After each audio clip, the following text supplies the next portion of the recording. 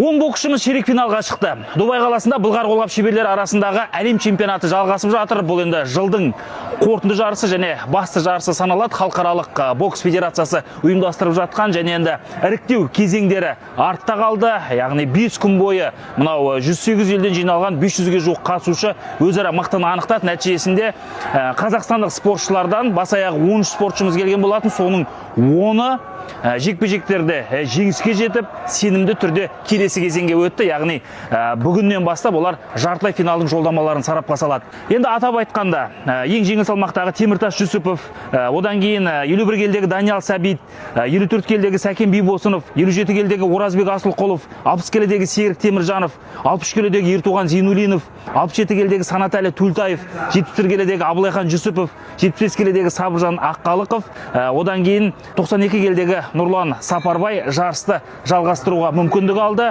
Ал жарыстан шығып қалған спортшылар туралы айтатын болсақ, 80 келідегі Ерасыл Жақбеков ресейлік боксшымен жұдырықтасқан болатын және бұл жекпе-жектің нәтижесі үлкен дау тудырды. Әсіресе бокс жанкүйерлері бар, спорт жанкүйерлері бар. Әлі күнге дейін әлеуметтік желіде қызу талқыланып жатыр. Яғни Ерасылдың жеңісі ұрланды деген тоқтам бар және енді біз де басы қасында жүрміз, оның куәгері болдық. Расымен де Ерасылға, яғни ауыр салмақтағы қазақстандық боксшыға обал қылды деп нық сеніммен айта аламыз. Бұған қоса 86 келідегі Дәулет Төлемісов және 92 келідегі Нұрмагомед Юсупов қарсыластарына есе жіберіп, жарыс жолынан шығып қалды. Жалпы Дубайдағы әлем чемпионаты 13 желтоқсанға дейін жалғасады және осы аралықта енді жігіттер тағы да осы қарқыннан таймай, осы жеңіс жолдарын жалғап, елдің үмітін ақтап, қоржынымызға көбірек алтын жүлде салады деген үміттеміз. Неге алтын жүлде? Өйткені бұнда қомақты жүлде қоры тағайындалып отыр. Яғни бас аяғы 8 миллионнан астам доллар көлемінде ақша